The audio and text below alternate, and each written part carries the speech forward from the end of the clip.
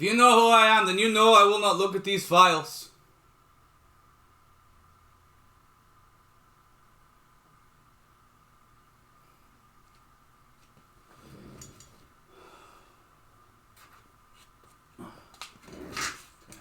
Another 24-hour, so it would be...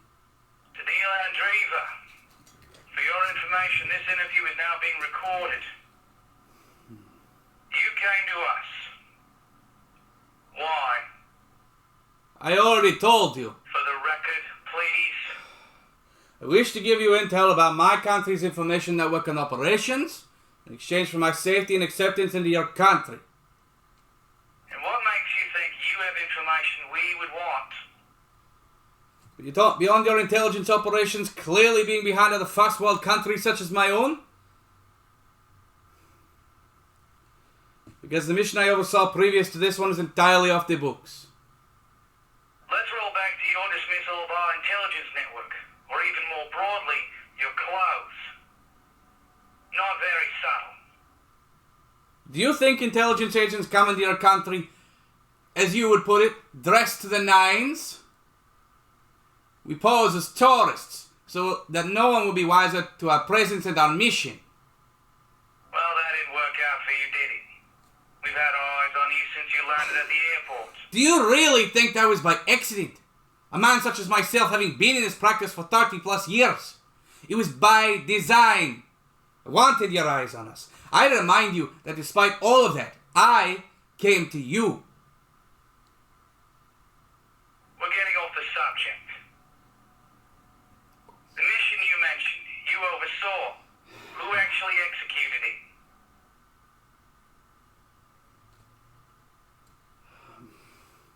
Alright, forget it. Deal's off. You can return to your country, see how long you live there. Wait. Wait. You must understand. I've worked for my country for most of my life. I will give you what you need. It is difficult. Then tell us, who was the operative? An officer of mine, Sara Keir. I was her boss at the Office of Information in my country. Anything beyond that? Sara Keir I met nearly 20 years ago. At the age of 9, her father moved them both to my country. He had come to the state on high-level contract work, overseeing major construction of buildings, the very same things he did back in his homeland of England, where my country had lured him away from with high pay. It was at parties organised by the state that I met him. And her. She reminded me I had always wanted a family, and in particular a daughter, on the better chance she would not follow in mine or my father's footsteps. But despite several attempts, having children was not meant to be for me. Through the estate gatherings we met many more times, and we grew a similar familial bond. She went through our schools, our universities, and when it came time to choose her first career, she came to me, asking my opinion. I want to say I saw the potential, that she was a good fit for an agent, and maybe she was. But I must admit there was probably some selfishness there, a want to have her near me, to keep an eye on her. I suggested she work for the Office of Information. She did not hesitate to apply. Her studies made her a good candidate for reconnaissance. She was taught in many cultures, their ways, their history, their artifacts, fluent in multiple languages so she could blend in with relative ease. But I must admit I was more than happy to have her fulfill a position such as that. It would put her in the lowest amount of danger our missions have. After many successful field missions, she had earned her stripes in our organization. Then came the last one. What was handed to me by the state was an envelope. The pages were old, worn, slightly damaged due to age, water exposure and insects. an off-the-record side of the old government, the one that failed. It failed. Any one of us who have studied that time in our country's history will know the reason that government failed is because it spent every last cent it had. It ran out of money. This project in the frozen wastes of the north was expected to bring in valuable gems found on the earth up there, in unhospitable territory. And worse, by the records, it was all true. Some gems were brought back. With communication, that entire mine shafts were filled with the gleaming stones. And yet, even the records do not indicate why the project was shut down. But it was. The riches the project promised to bring back never were. And the government would fail shortly after. In the transition, this project must have been shuffled into darker and darker corners of our records, and now the state had found it. They wanted me to send a recon agent to determine if the sites were still there, if the gems were still there. Sara was the first who came to my mind. When I met with her, the morning I briefed her on the mission, she seemed her normal self. Confident, cheerful, full of youthful energy.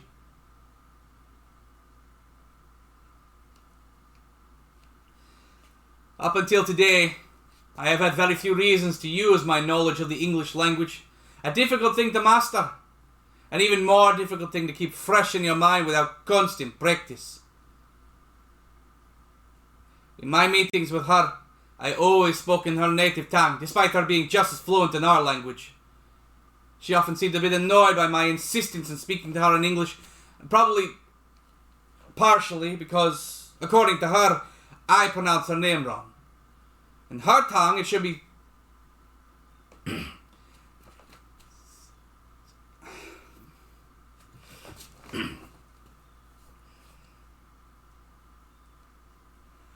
Sara.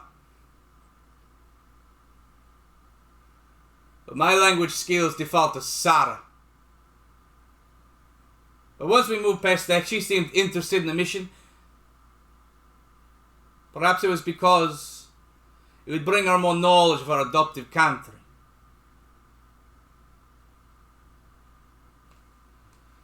She agreed to it, and we set her up to the head of the northern wastes. A plane would fly her near there, but she would have to trek the final miles of the journey on her own. The area is too snow-covered, cold, and inhospitable to house any major infrastructure there. We kept in contact once per day via radio transmission, only once, so as to maintain battery life. The plan was for her to spend 3 full days there, then trek back to the airport on the 4th, where we would pick her back up again. We were near the end of autumn. She would only have that small amount of time to spend on the mission. Any time beyond that would likely result in being unable to get out due to the cold setting in and the snow coming in hard. But in terms of any ground support, I could not give her anything. The state wanted this operation done immediately and quietly, as off the records as the original project was, so as to not draw the attention of other countries as to what we were doing, or what we were looking for. The journey, the trek into the northern waste went exactly as planned. The problem with finding anything in the northern waste said everything is ever shifting, like the sands of a desert. On the first day, she did manage to find a remote building belonging to the project. Still mostly intact, mostly buried. A plain, efficient building, inside and out, concrete, pipes exposed and running along the walls and ceiling. But there was not much left there. Record-holding cabinets had become rusted and warped, but any records inside of them had been removed or turned into illegible scraps that littered the floor, though she said she was unsure if those were scraps of paper or the rust coming off of the cabinets. She determined there was enough sunlight left in the day to try to trek a bit further north towards the nearest mountain. Any main facility would have been constructed close to there, as any underground water would have likely been closer to the surface. Maybe smarter then. And her.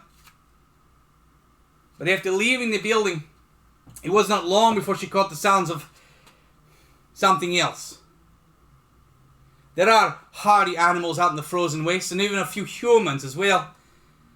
People who have fled the state, and a few batches of native population, all who have managed to somehow survive out there, though not well.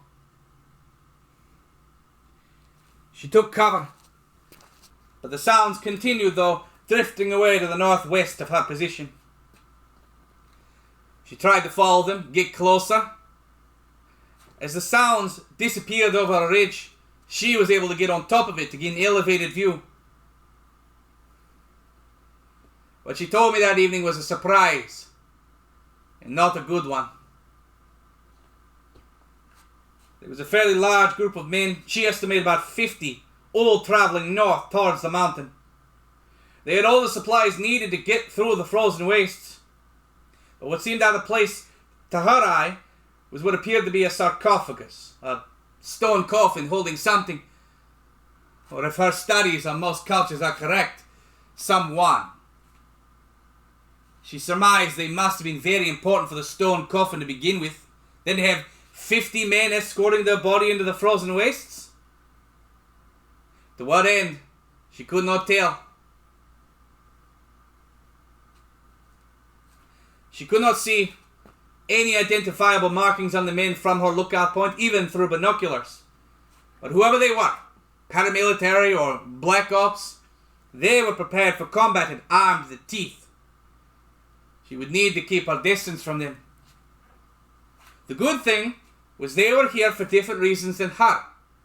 If they were here to just bury someone of importance or take that person back to their homeland, then they would not get in her way and she would not get in theirs. These men prepared for the evening's rest. The ones carrying the coffin put it down in the snow. In her words, maybe not as gently as they could have.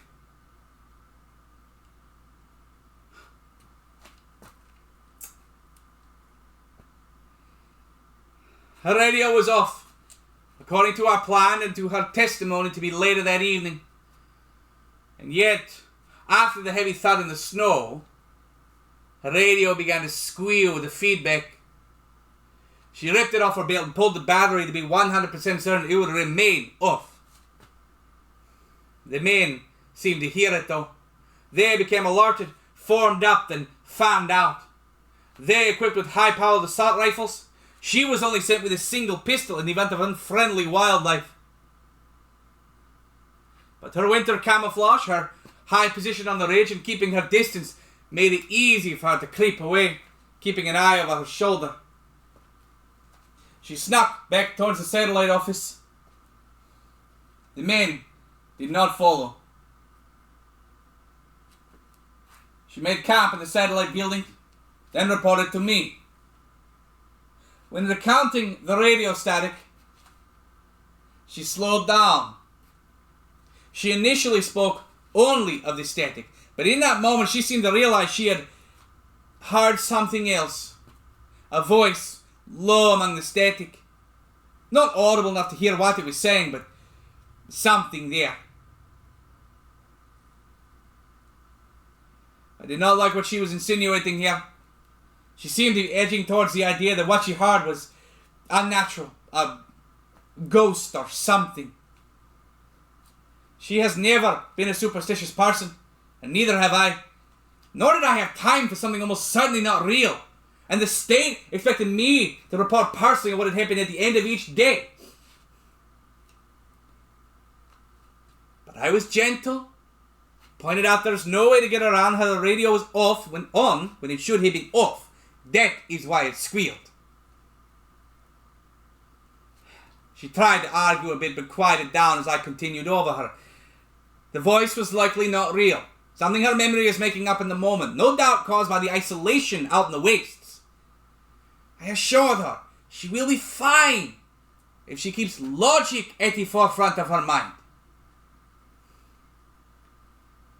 She softly pressed again that there was a voice.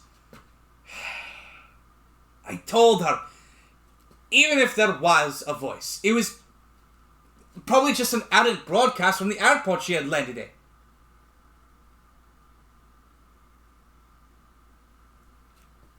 That would be why the voice was so low, the static so high. It would have barely made it to her radio due to some freak weather-related circumstances.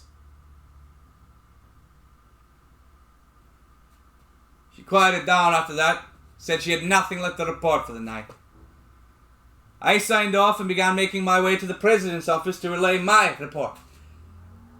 I decided to leave off the talk of voices in the static. It was nonsense and something unneeded for my report. I gave it to them, almost exactly as she had to me. They seemed satisfied and said they looked forward to my next report. They did not seem troubled by the PMC's presence. In hindsight, I wonder if they knew something. Something I was not being told.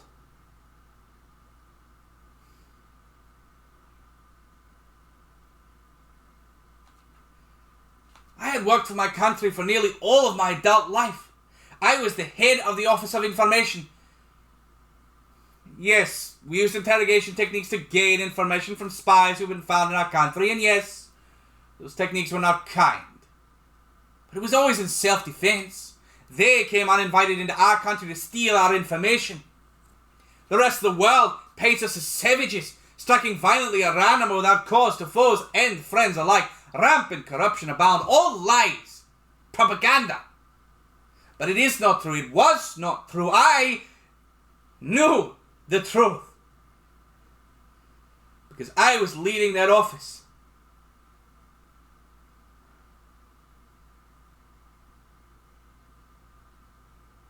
I thought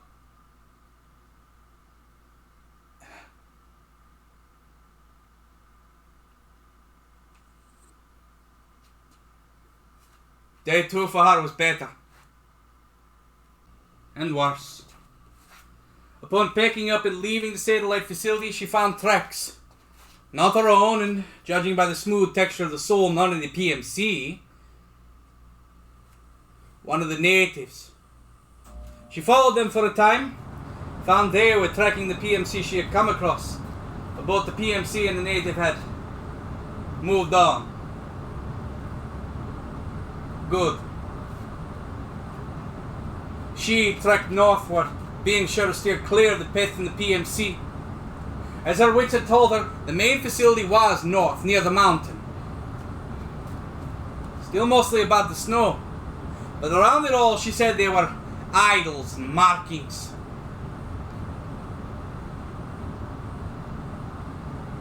No doubt left by the native people after the site had been abandoned. These idols were those meant to instill fear in both wandering others and the tribe. She had not studied the people of the frozen waste, their culture. Not that there was much to study. They have intentionally kept themselves separate from the modern world. Any attempts at making contact are met with violence, and so not much is known about their culture. But in her words, these separated cultures all seem to tend in similar ways for certain things. A mark of how humans are the same across the globe, even when there is no contact. The use of jagged edges and blood red or dark colors made it clear these markings were meant to ward off anyone from entering the building. With no time for superstition, and perhaps because of my dismissal of her claims the previous evening, she went into the facility without hesitation. A concrete building, plain, efficient, not much in the way of paint. Whatever may have been there had all crumbled away by now. Remnants of what were probably posters hung on the wall. Propaganda of the old government, no doubt.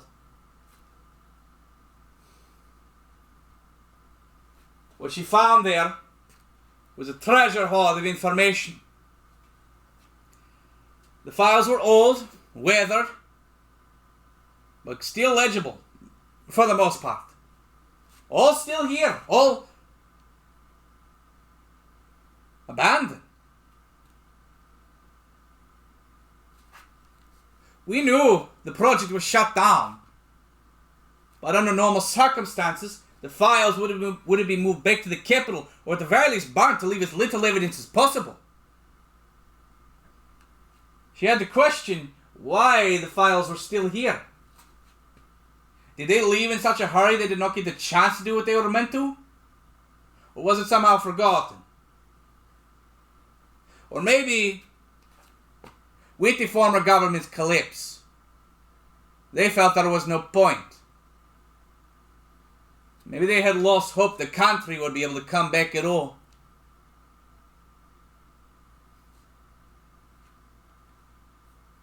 A treasure hoard of information, but most of it was worthless, and she would need to dig through it to find what she was looking for.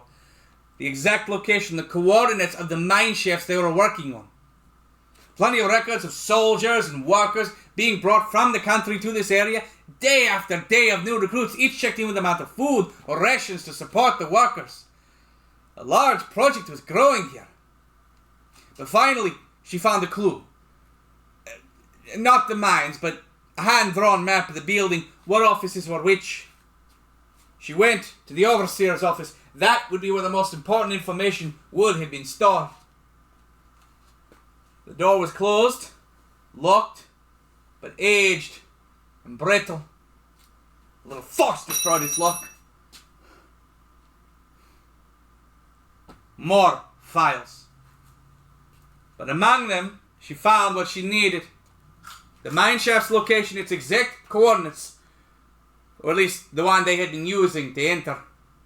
Documents they had written up theorized the cave, being as large as it was, probably had multiple entrances, but they only needed the one. Having found what she needed, she began to move on. But one file on the overseer's desk caught her attention. It was a journal, open to one of its last pages. She took the moment to read it. It was the overseer's. A declaration the project had come to a failed ending. There were not enough men to continue the work. The government was going to collapse at any moment. And with no other men being brought from the state, they could not bring the jewels they had on earth back. That evening, he gathered all the remaining men in their common area, worn out from all of these events. He thanked them for their work and their sacrifice, told them they would finally get the rest they so desired. At that, the overseer and the other project leaders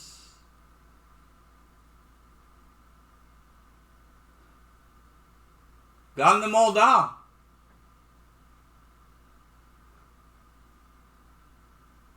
He and the other project leaders would be allowed to live, return to whatever home remained for them, with the understanding they would never speak of this project again. For the glory of their government about to fall.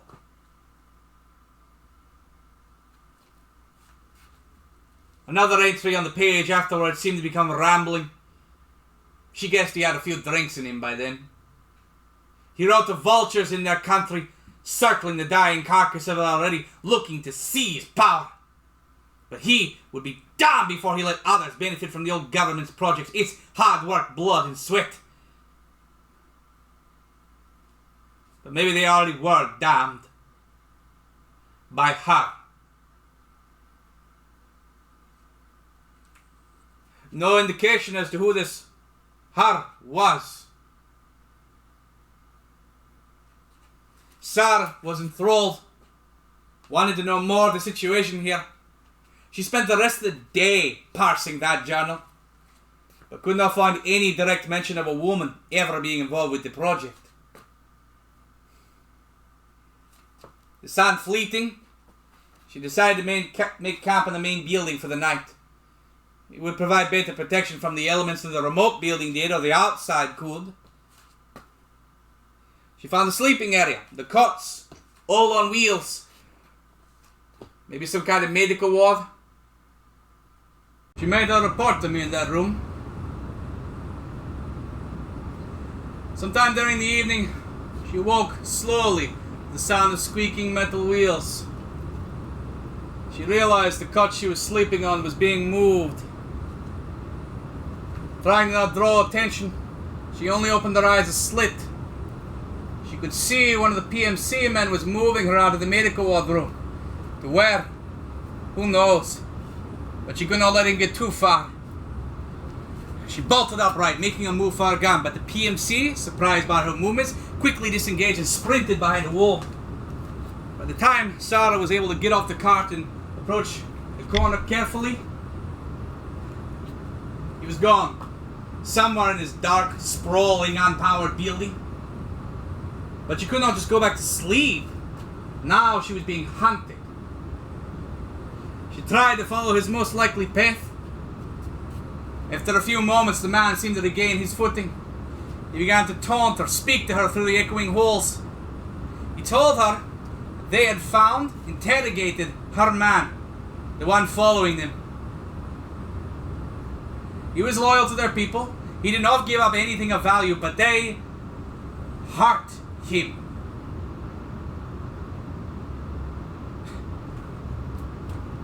PMC seemed to think she was one of the natives. With nothing useful from the native scout, they killed him slowly, then dragged him here, literally. Cut him open so his blood seeped into the snow all the way. A trail that none of them could miss. Pinned him up outside with all their idols. Left him with their warnings. A message to leave the PMC alone. And even better, they're hauling one of her people with them. The stone sarcophagus contains the one they call the Witch Mother, pulled from her crypt. Sara believed the reason he was giving all this information was in an attempt to bring down her morale. Believing she was one of the natives, this desecration of their people and culture is a common tactic against prideful groups. But she was not one of theirs. The information helpful, but not demoralizing. And her more modern training made it possible for her to push past the wars and hear his movements nearby.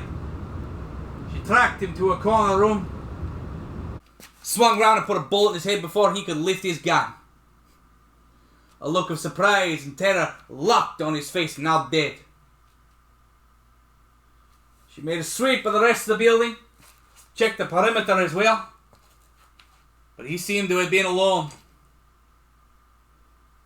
With the area secure, she made an emergency broadcast to me, relayed all that had happened as I did to the president. Him and his members seemed annoyed at the witching hour meeting, but they took in what was relayed to them and thanked me for my continued service.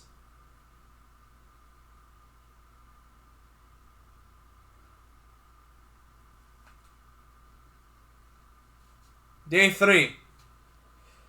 Our final day of the recon mission. From the file record. With the mine entrance coordinates, she began to make her way there. Outside, she found the native scout's body. Though covered in a light layer of snow, the blood trail from his body being dragged was still visible and stretched to the south as far as she could see. The PMC was right.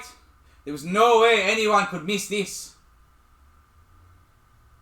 And at that she began to feel more nervous. She moved on as quickly as she could, afraid the natives may happen upon the body with her still near, blame her for the murder in a tick. She made it out of the area without issue, though she began to wonder if it was because the natives had not found it yet, or if they were keeping their eyes on her from the woods all around, waiting to strike. Or maybe they knew she was not involved and would leave her be. She held on to that last thought as much as she could, keep her nerves steady. A few hours later, she made it to the coordinates. What was not hard to find was that there was another satellite office here. Made sense. They would house the workmen here instead of having to trek hours each day. What was hard to find was the entrance to the mine itself. With snow levels ever changing and even the rocks slowly shifting, it was possible the mine entrance was completely gone. It took some time, but only half covered in snow, she was able to find a human-sized entrance. Only 1 or 2 wide, 1 tall. Stepping inside, the world behind disappeared quickly. Sunlight was not getting in and the soundscape changed. But most importantly, rounding the first corner, the wall was littered with gems. Coloured and none.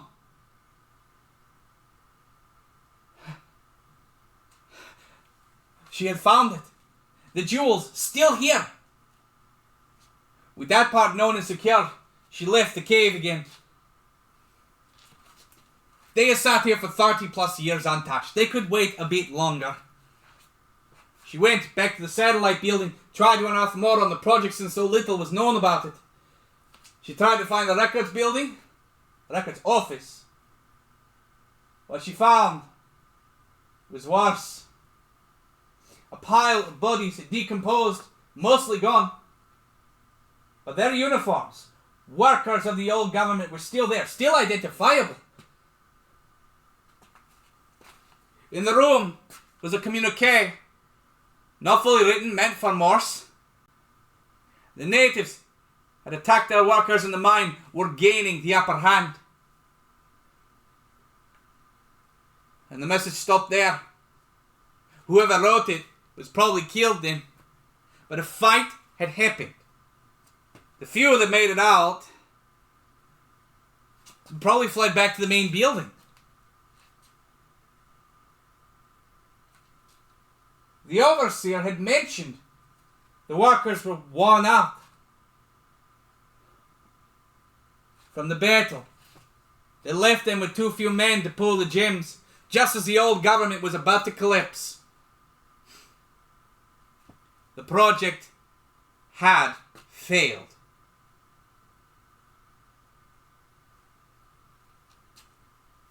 The sun setting, and not wanting to stay in a building with a bunch of rotting corpses, Sara moved back to the mine entrance, made camp out of the wreck site. She had to come back to the entrance though to radio in. That is when she learned. About midway through day 3, my office was suddenly visited by a number of the president's cabinet, though not the president himself. They told me to come with them to give a full debriefing on what had happened in the mission so far. An odd request, but I followed. In the car, I was struck with something blunt. I remember an instant wave of pain. And then nothing. When I awoke, I was in a solitary room, strapped to a chair, my hands and fingers outstretched in devices. I did not know what was going on. Initially, I thought it was one of our enemies. I could see a camera in the upper corner of the room looking at me.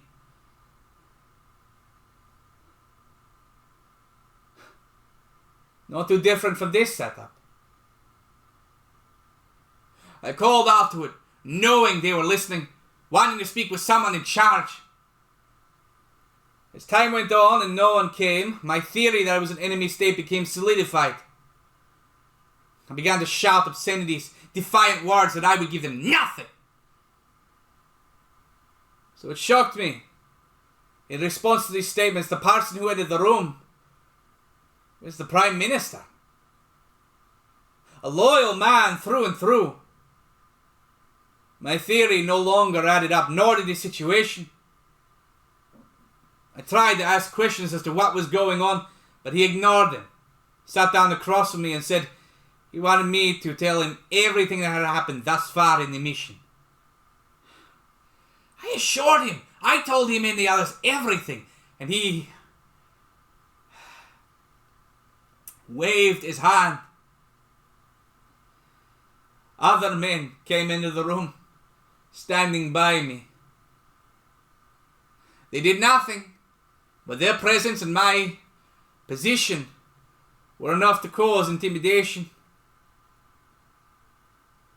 He asked again, and I started. I told him all the events from the beginning of the mission.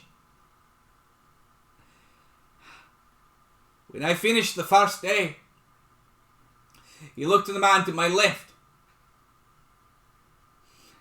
In a swift movement, they brought the device down on the first joints of my hand, breaking all of them at once. The pain.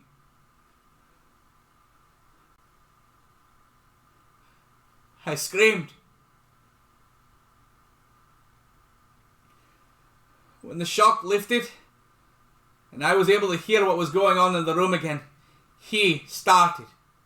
Said I had not told him everything, left out something. I did not know what he was talking about, what he wanted. He looked again. That was all I needed to know. More was coming. That half second of anticipation is the worst. The same man, the same device, now on the second set of joints. Broken, pain, scream. In agony, something seemed to jostle free from my mind and my mouth, the radio burst that Sara had first talked about. What I had waved away as superstitious nonsense, a freak event of topography and weather conditions, he took it in. He looked at the man to my left and nodded. Nothing came after. He heard what he wanted. He asked then about day 2. I told him everything I had already mentioned in my report, and the attack that came late at night. By that time, I had been able to pull my wits together enough to pay attention to him. When I mentioned the PMC statements about the witch mother, he shifted. That was what he was looking for. I finished that day's events and he seemed satisfied. He thanked me for being forthright after a little coaxing. But to be sure, coaxing will not be needed in the future, that I will not spare any details. He would leave me with one more reminder. He looked at the man to my left again. No nod. The device brought down on my hand itself and then my arm, broken instantly. I was barely awake anymore. I heard the door close. I would guess he left. My mind drifted. Nothing coherent anymore. The day's events, the recalling of them. Sara. Full thought burst through the din. Something wrong. In that moment, I hoped that she would not return from the mission, not see her country like this, not see me like this, that she would run and never look back. Or even not survive.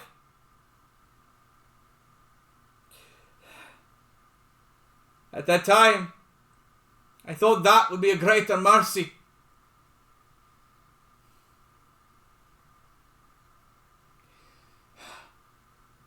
The Prime Minister had indeed left, but the other men remained. I would guess by my injuries later they beat me until I was fully unconscious.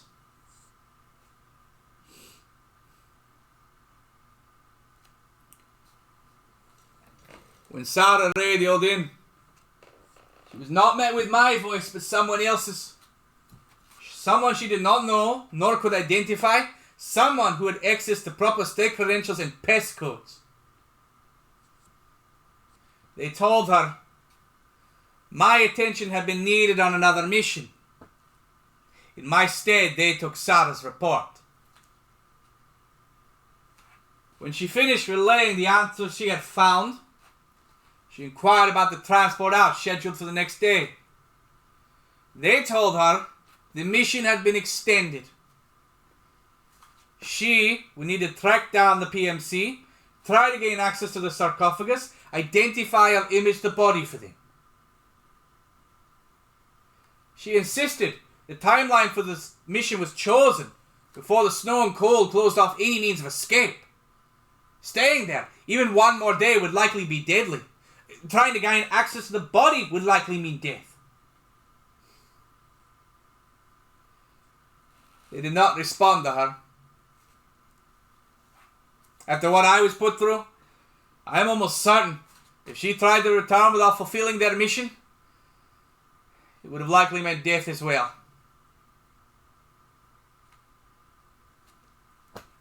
Maybe she knew that. She tried to sleep, but did not get much. The next morning the sun rose and she began. She needed to track down the PMC. She went to their less known location, was able to track them from there. They headed northwest around the mountain.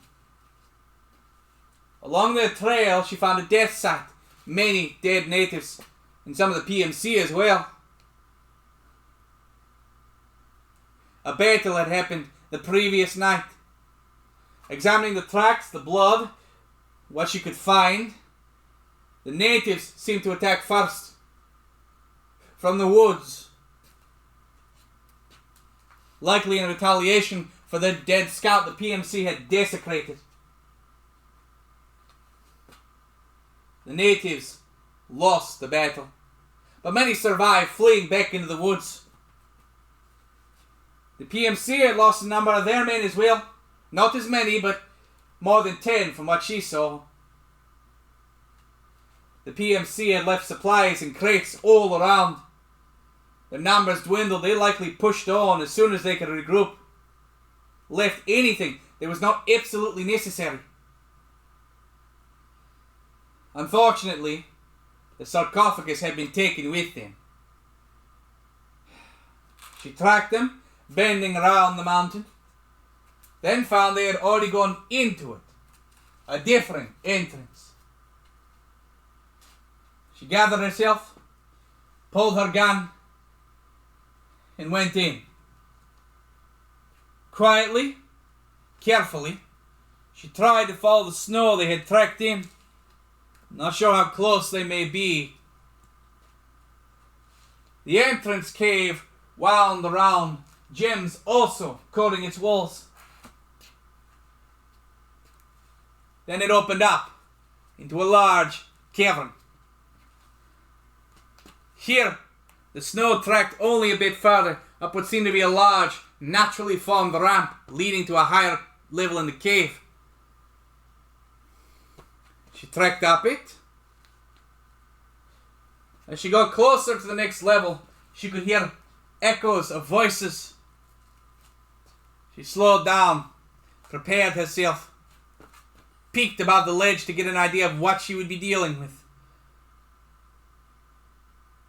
But the level was empty. No one there. But on that level, there were old, man-made structures leading even higher. No idea how far up this cavern may go. She sighed. A bit of relief. A bit of annoyance. Something below caught her eye. She ducked back down to the first level to look at it. It was a string of light. Coming up from below or falling from above. She could not tell. The light stayed there, waving a bit, then grew, and with it a loud crashing and rumbling. The area the light seemed to hit was tearing apart, and the light grew larger and larger. On instinct, she ran, a mixture of running, tripping and sliding back down the ramp in between the rock faces. Chunks of the above levels began to fall all around her, barely missing her.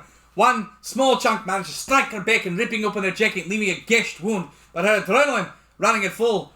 At that time, she did not notice it. She made it back to the entrance, made a glance to see the light was still growing wider, getting closer. She ran back up the entrance, no longer looking back. When she made it to the mouth of the cave, a force of wind threw her forward into the snow. The world spun.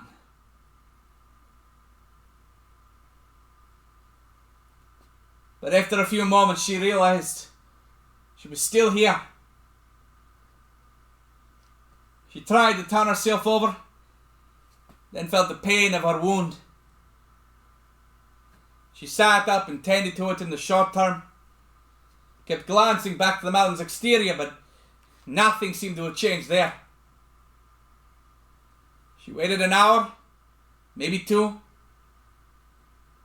When nothing changed, no sound escaped, and no person came out, she, very carefully, crept back into the mine shaft. The walls were singed. The gems once coating it, gone, destroyed. She made it back to the open area. It was still there, but now all around it was gone. It was a hole dropping off from the entrance. The areas above completely cleared out. And from what she could see, no bodies remained.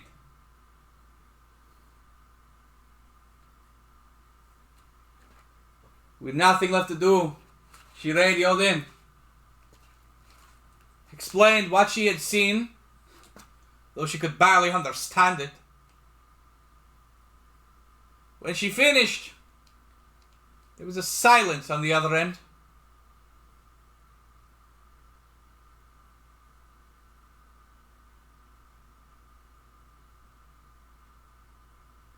Finally, they came back and congratulated her on a successful mission. They told her she could now trek back to the airport. Her transport will be waiting. Sometime that evening, I awoke in a medical facility. My hand and arm had been placed in a cast to heal. I was released and driven back home. Inside my house, on the table, just inside the entrance, was a letter, handwritten by the president himself. He thanked me for my service. Tried to explain why my treatment was necessary, and a reminder to not leave any details out of future reports. He said I would find my office just as I had left it and awaiting me. I still held my position. And this letter did nothing to explain why this had happened. I could not understand. I had done everything right, stood by my government as it was throwing slander of its operations.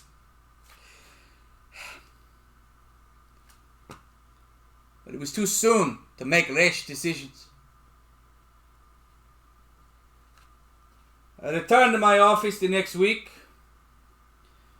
The same day, Sara also came in. We sat in my office, doors closed, looking at one another across my desk.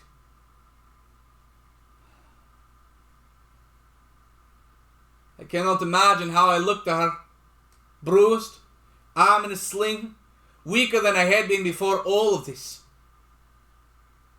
She looked many years older, a shell of who she was before the mission.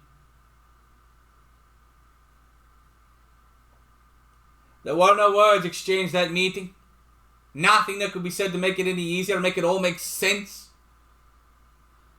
But we both understood. With time, I healed, though I cannot say I fully recovered, or that I ever will. Her energy and youth came back. We both managed to find ways to sleep again. But slowly we grew a plan, a need to get out. And when the mission to perform reconnaissance in your country arrived, we agreed to have her come and meet with her as a supervisor, to make sure all the details are forwarded to the right members.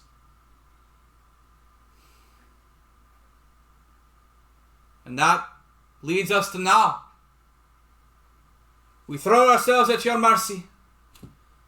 If we try to go back after having escaped our security details, we will not be allowed to live.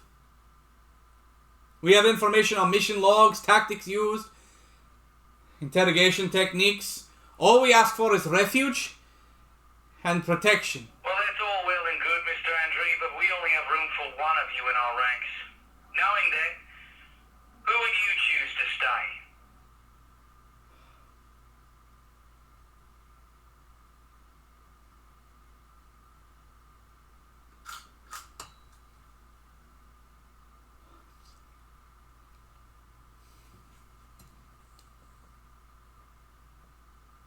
Protect her!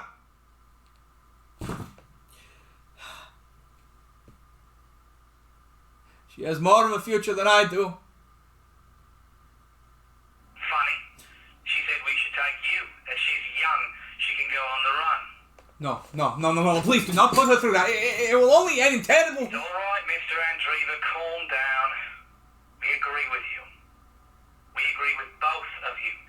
You both can be of great service to our country. Now, please, walk through the door. You'll find Sarah and some of our other members who will wish to speak with you.